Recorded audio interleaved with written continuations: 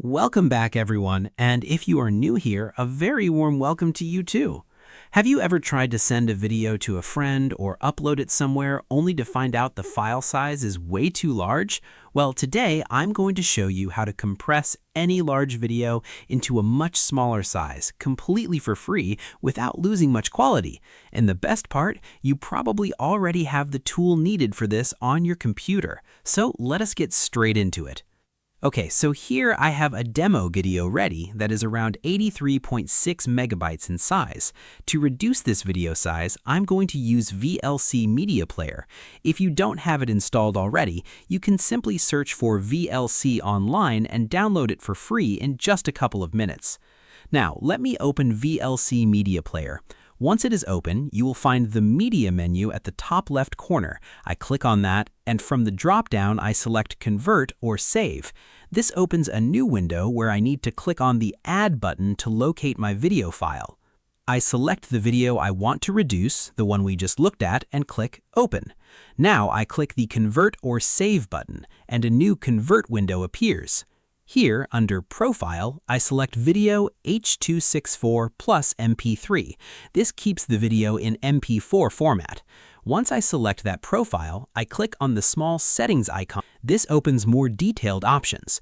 I go to the Video Codec tab and make sure H.264 is selected. You can also adjust the bitrate here if you want, but for simplicity, I'll keep it as default. Next, I go to the Resolution dropdown and select one of the available options. Then I move to the Audio Codec tab.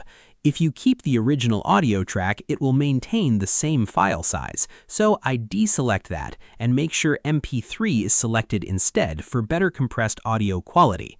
I keep the audio bitrate around 128 kilobits per second and leave the rest as default.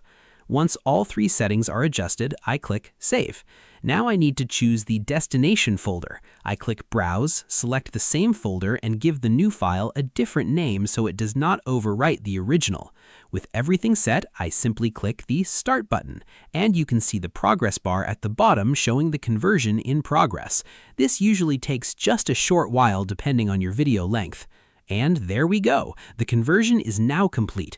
Let's compare both files. This is the original file at 83.6 megabytes, and this is the newly compressed file. As you can see, the size has dropped dramatically, all done completely for free using VLC Media Player.